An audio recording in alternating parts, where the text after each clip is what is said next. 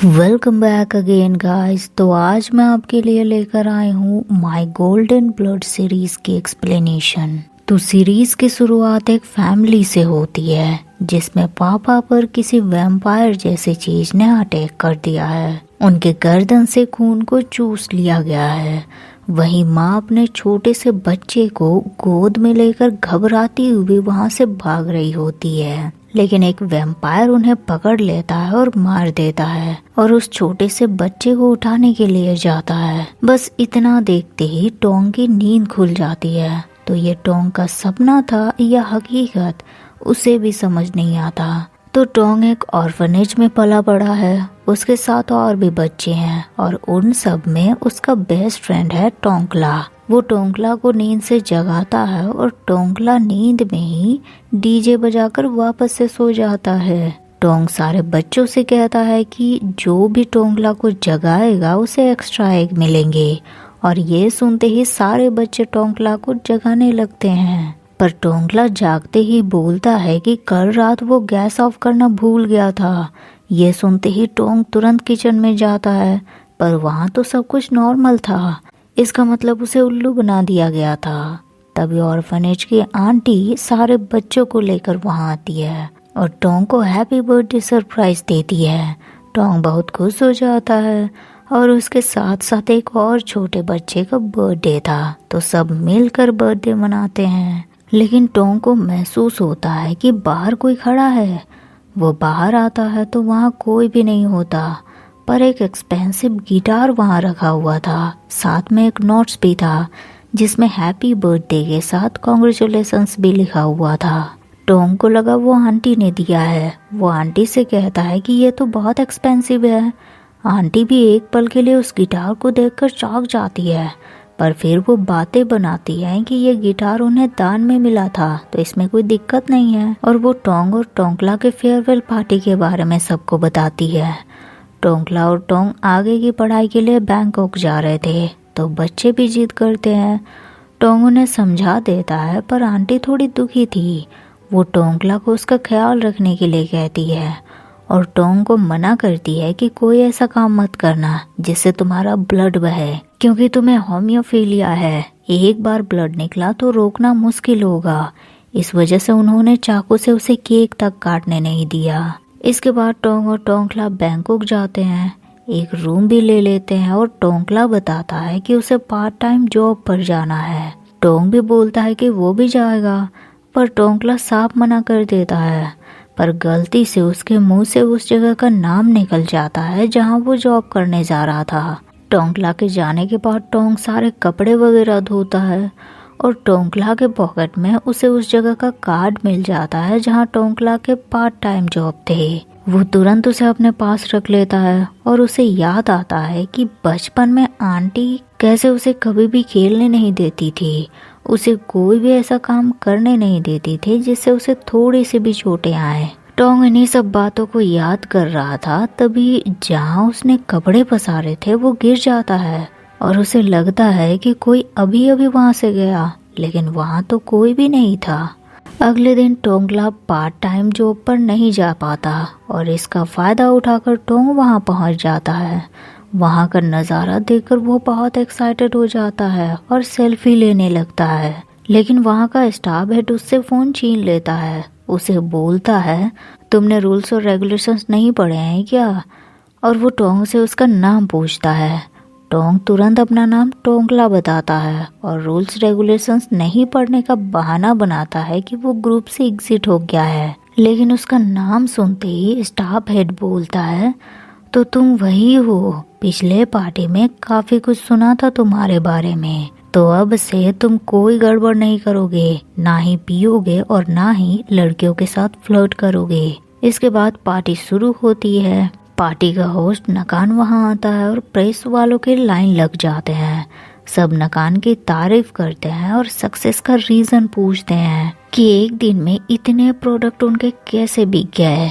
नकान उन्हें जवाब देता है कि एक दिन में नहीं बल्कि 1 आवर में। लेकिन इसी बीच एक रिपोर्टर को पीछे से धक्का लगता है और वो नकान से टकरा जाती है। इस वजह से नकान के घड़ी खराब हो जाते हैं। वो लेडी तुरंत माफी मांगती है और नकान बड़े ही शांत स्वभाव में उसके अपोलोजाइज को एक्सेप्ट कर लेता है। लेकिन फिर वो अपने आदमियों को इशारे करता है और बस उस रिपोर्टर को पार्टी के बीच में से ऐसे गायब कर दिया जाता है कि वो वहाँ कभी आई ही नहीं थी।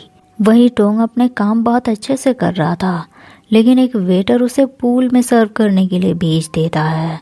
टोंग पूल के पास जाकर वहाँ के व्यूज में पूरी तरह से खो जाता है। वहाँ जगह भी मस्त है और पूल में जो नहा रहा था वो भी। तो सामने एक हॉट हैंडसम लड़का पूल से नहाकर बाहर आया और उसे देखकर टोंग को बहुत अजीब महसूस होने लगता है। वो खुद के कंट्रोल खो देता है। फिर किसी तरह खुद को संभाल कर वो उस पर्सन के लिए ड्रिंक लेकर जाता है। लेकिन वो पर्सन टोंग को देखते ही एकदम से चौंक जाता है। उसे बोलता है, तुम यहाँ क्या कर रहे हो, और उसकी तरफ जाने लगता है। टोंग डर के मारे पीछे हटता है और गिरने लगता है, लेकिन वो आदमी उसे संभाल लेता है।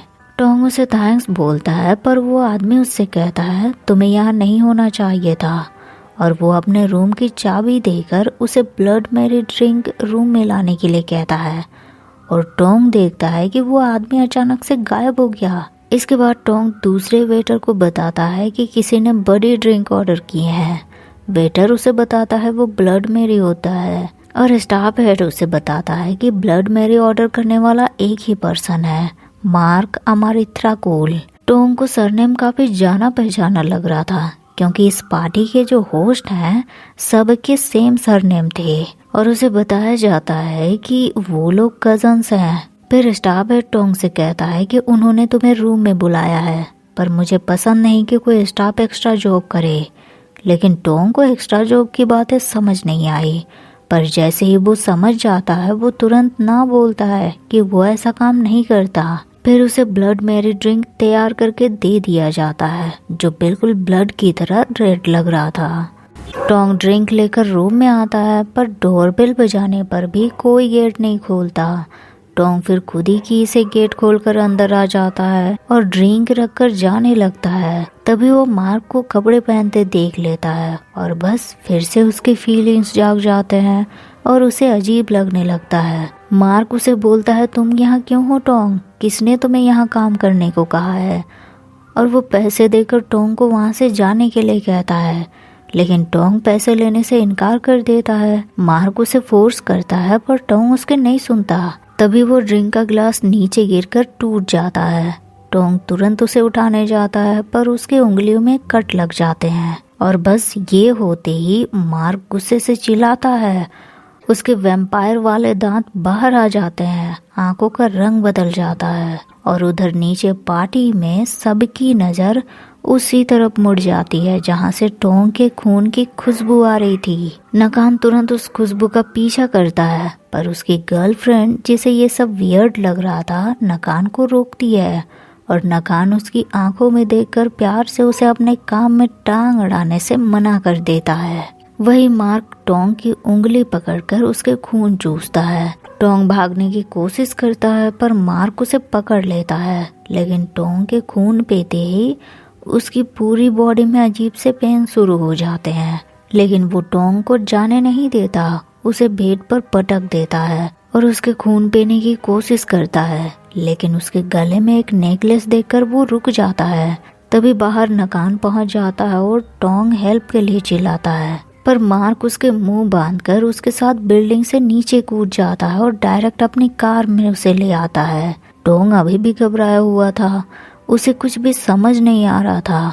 ऊपर से उसके उंगली में चोट लगे थे, तो मार्क को उसे हॉस्पिटल लेकर जाने के लिए बोलता है, नहीं तो खून बहने से वो मर भी सकता है। पर मार्क उसे हॉस्पिटल लेकर नहीं जाता, बल्कि उसकी उंगली को अपने मुंह के पास लेकर जाता है, और टोंग के चोट पूरी तरह से गायब हो जाते हैं।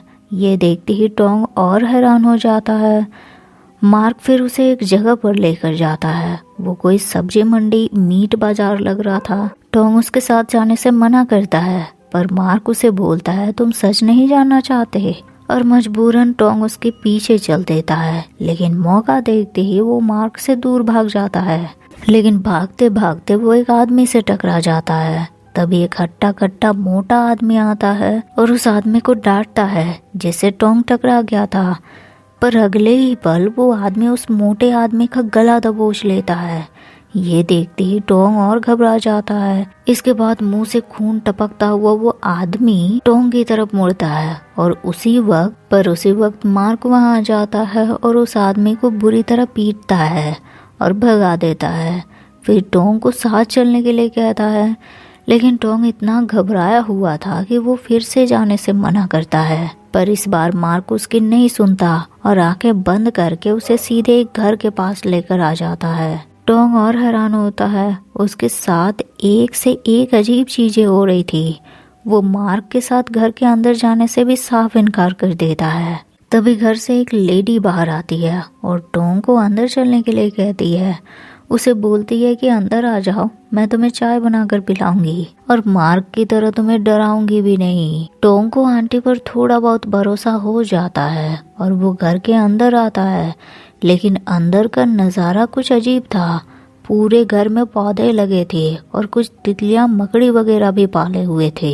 आंटी चाय बनाने चली जाती है और परेशान टोंग मार्क से पूछता है कि वो सब क्या था, उसकी उंगली कैसे हील हो गए और कुछ देर पहले वो लड़का ऐसे क्यों कर रहा था। मार्क उसे बोलता है, एक्चुअली में तुम्हारा सवाल ये नहीं है, बल्कि तुम मेरे बारे में जानना चाहते हो। लेकिन मैं कौन हूँ तुम्हारा सवाल ये नहीं होना चाहिए, बल्कि तुम्हें पूछना होगा कि मैं किस टाइप का क्रिएचर हूँ। फिर वो मकड़ी के जाल में फंसी तितली में जान फूंक देता है और टोंग को बोलता है कि मैं वो हूँ जो इंसानों के खून पीकर जिंदा रहता है। बस ये सुनते ही टोंग को समझ आ गया कि मार्क एक वैम्पायर है। मार्क उसे बोलता है कि तुम हम वैम्पायर के लिए बहुत प्रेशियस हो, तुम्हारा ब्लड बहुत स्पेशल और कीमती है हमारे लिए, इसीलिए तुम्हारे आसपास के लोगों में हम ये बात फैलाते हैं कि तुम्हें हेमोफिलिया है, ताकि तुम्हारा ब्लड बचा सके और हम उसे पी सके। टोंग ये सुनकर बहुत दुखी होता है और उसे डर लगने लगता है। वो बोलता है कि इसका मतलब